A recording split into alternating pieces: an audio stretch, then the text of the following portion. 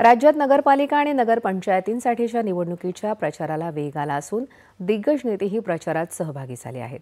मुख्यमंत्री देवेंद्र फडणवीस यांनी आज अकोला जिल्ह्यातल्या तेल्हारा अकोट आणि हिवरखेड इथं नगरपरिषद निवडणुकीनिमित्त जाहीर सभा घेतली।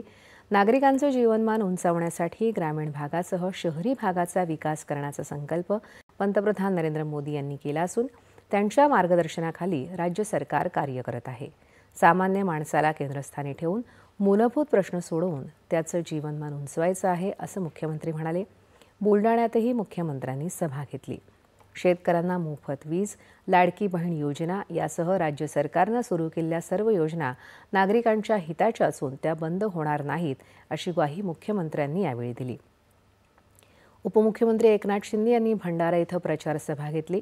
विकासाला चालना देण्यासाठी या ठिकाणी अनेक कामं झाली। शेतकऱ्यांसाठी विविध कल्याणकारी योजना राबवल्या जात असल्याचं शिंदे यावेळी म्हणाले।